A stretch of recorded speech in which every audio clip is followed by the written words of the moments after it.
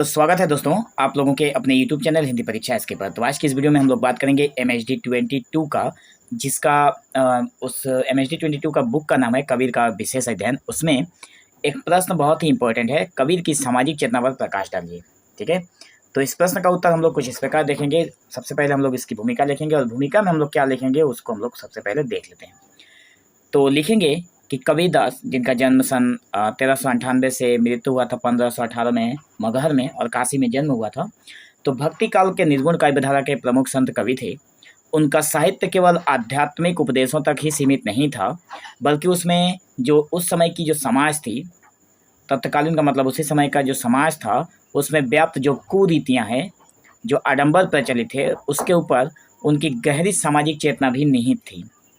उन्होंने अपने दोहों, साखियों और पदों के माध्यम से समाज में व्याप्त धार्मिक भेदभाव, जातिवाद, रूढ़ियों और बाहरी दिखावे पर करारा प्रहार किया। वे एक ऐसे समतामूलक समाज की कल्पना करते थे जो मानवता, प्रेम और भाईचारे पर आधारित हो। कबीर की यह सामाजिक चेतना उन्हें केवल एक कवि ही नहीं बल्कि एक युग दृष्टा समाज सुधारक भी मानती थी। मतलब कबीरदास जो थे वो हमेशा एक समतामूलक समाज की कल्पना करते थे, जहाँ पे हर कोई समान हो, जहाँ पे प्रेम हो, भाईचारे हो। इन सारी चीज़ों को कबीर साथ लेकर चलना चाहते थे और ऐसा एक समाज देखना चाहते थे। तो इसको हम लोग कुछ खास बिंदु में समझेंगे, जिसमें से हम लोगों का पहला बिंदु है धार्मिक आडंबरों का विरोध। तो कबीर ने धर्म के नाम पर किए जाने वाले बाहरी दिखावे का कड़ा विरोध किया। उन्होंने माना कि ईश्वर को पाने के लिए मंदिर, मस्जिद, मूर्ति पूजा, व्रत, उपवास, हज और नमाज जैसे कर्मकांडों की कोई आवश्यकता नहीं है। उनका मानना था कि ईश्वर तो हर व्यक्ति के हृदय में निवास करता है। मतलब सारी दिखावों को, जो भी दिखावा होता है, सबको कबीरदास ने नकारा और कहा कि ईश्वर हर व्यक्ति के हृदय में वास करता है, चाहे वो किसी भी संप्रदाय से हो, चाहे वो हिंदू हो, मुस्लिम हो, मूर्ति पूजा करता हो, अल्लाह को मानता हो, नमाज पढ़ता हो, कुछ भी।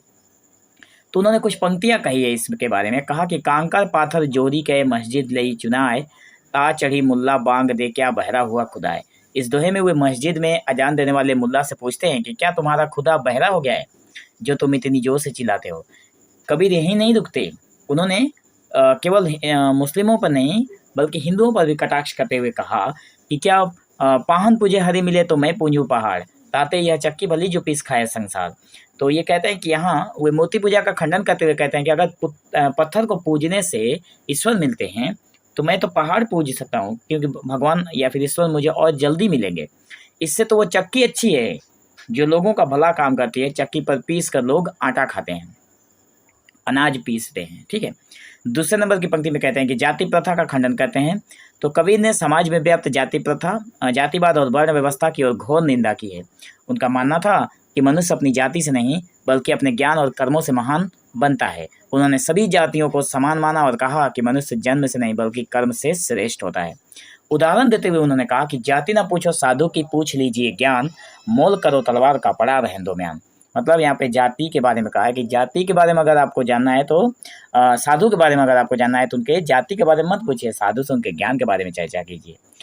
तो इस दोहे में वे ज्ञान की महत्ता पर जोर देते हैं और कहते हैं कि किसी संत या ज्ञानी की जाति नहीं बल्कि उसका ज्ञान देखना चाहिए। तीसरे नंबर का है सांप्रदायिक एकता पर बल देते हैं और कहते हैं कि कबीर ने हिंदू और मुसलमानों के बीच एकता स्थापित करने का प्रयास किया। मतलब सबको एक साथ लेकर चलने का इन्होंने प्रयास किया। उन्होंने दोनों धर्म के बाहरी दिखावे को निरर्थक बताया और लोगों को समझाया कि राम और रहीम एक ही हैं। उन्होंने सांप्रदायिक भेदभाव का संदेश दिया। उदाहरण के तौर पर अगर हम लोग लिखें तो कह रहे हैं, हिंदू कहे मोहि राम प्यारा, तुर्क कहे रहीमाना, आपस में दो लड़ी लड़ी मुए मरम न काहू जाना। इस दोहे में वे हिंदू और मुसलमानों के बीच के आपसी झगड़ों पर कटाक्ष करते हैं और कहते हैं कि जो राम और रहीम के नाम पर लड़ते हैं जबकि असलियत कोई नहीं जानता है। ठीक है, चौथे नंबर बिंदु में है कि अंधविश्वास और रूढ़ियों पर प्रहार। यहाँ पे रूढ़ियों का मतलब हो गया जो प्राचीन काल से चली आ रही परंपरा है। ठीक है, तो कबीर ने समाज में फैले हुए अंधविश्वासों जैसे भूत प्रेत, टोना टोटका और शकुन अपशकुन का विरोध किया। उन्होंने लोगों को तर्क और विवेक के आधार पर सोचने के लिए भी प्रेरित कर दिया। उदाहरण के तौर पर, माला फेरत जुग भया फिराना मन का फेर, कर का मन का डारी दे मन का फेर। ये जो दोहा है इसमें उन्होंने कहा है कि माला जपने के बजाय मन के अहंकार और मोह को दूर करने की सलाह देते हैं कबीरदास। ठीक है, क्योंकि असली परिवर्तन जो होता है मन के परिवर्तन से परिवर्तन होता है। पांचवें नंबर है कर्म की प्रधानता। कबीर ने मनुष्य के जीवन में कर्म को सबसे महत्वपूर्ण माना।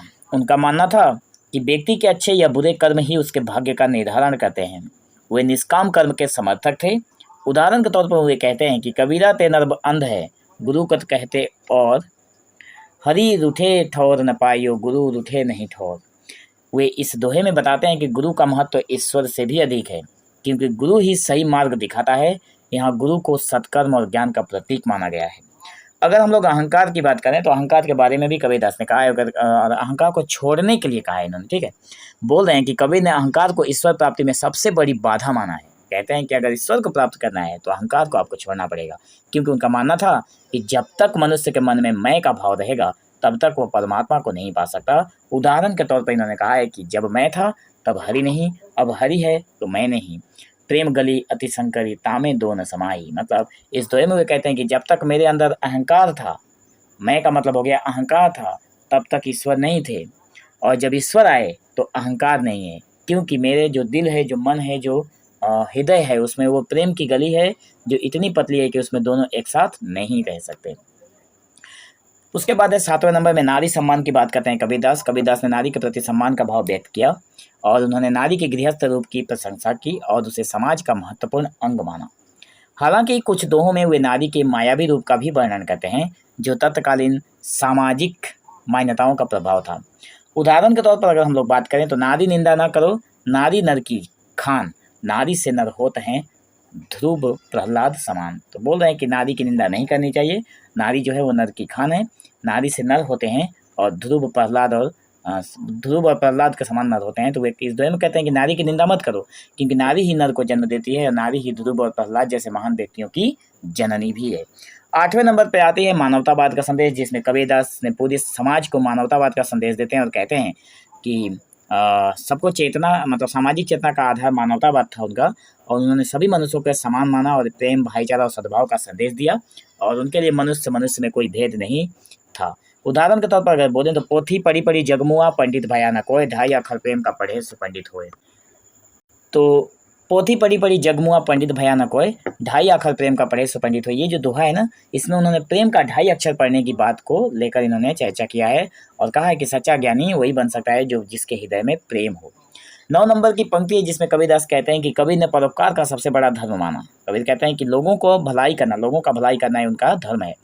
तो उन्होंने कहा कि ज़रूरतमंदों की सेवा करना ईश्वर की सच्ची पूजा है। उन्होंने अपने दोहों और दूसरों की मदद करने और सबके साथ मिलकर रहने का उपदेश दिया।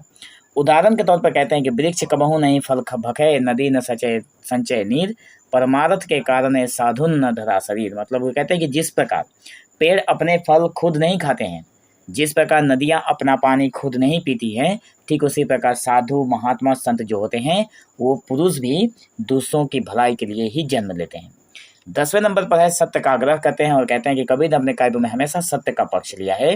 उन्होंने समाज की कटु सच्चाइयों को बेबाकी से उजागर किया, भले ही उन्हें इसके लिए विरोध और निंदा का सामना करना पड़ा हो, चाहे लोगों ने उनकी निंदा की हो, उनके जो विरोध होता है विरोध किया हो, लेकिन कबीरदास इससे कभी डगमगाए नहीं। कहते हैं कि निंदक नियरे राखिए, आंगन कुटी छवाए, बिन पानी साबुन बिना निर्बल करे सुभाए हुए। कहते हैं कि निंदा करने वाले व्यक्ति को हमेशा अपने पास रखना चाहिए, क्योंकि ये वही व्यक्ति होते हैं जो साबुन और पानी के बिना भी हमारे स्वभाव को शुद्ध कर सकते हैं, जो आप खुद नहीं कर सकते। ठीक है, निष्कर्ष के तौर पर हम लोग बात करें, कबीर की सामाजिक चेतना उनके समय से बहुत आगे थी। कबीर जो थे उनके जो चिंतन थी वो बहुत आगे थी उनके समय से। उन्होंने अपने काव्य के माध्यम से एक ऐसे समतामूलक समाज की कल्पना की थी जहाँ पे सब समान होंगे, जहाँ पे प्रेम होगा, भाईचारा होगा और मानवता पर आधारित समाज होगा। उन्होंने धार्मिक संकीर्णता, धर्म की जो छोटी सोच है, जातिवाद और आडंबरों पर उन्होंने करारा प्रहार किया। आज भी जब हमारा समाज धार्मिक और सामाजिक भेदभावों से जूझ रहा है, कबीर के विचार और संदेश हमें यही राह दिखाते हैं।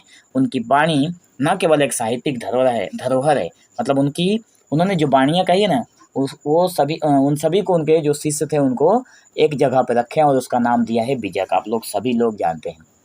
और बीजक के 3 भेद हैं जिसको हम लोग साखी, शबद और रमैनी कहते हैं। और इसके साथ ही वो जो साहित्यिक धरोहर है बल्कि एक सामाजिक क्रांति का प्रतीक भी है। वो समाज में क्रांति लाने वाली पंक्तियाँ हैं जो युगों तक प्रासंगिक बनी रहेंगी। तो आज की वीडियो में बस इतना ही। मिलेंगे हम लोग एक नए वीडियो में, तब तक के लिए धन्यवाद।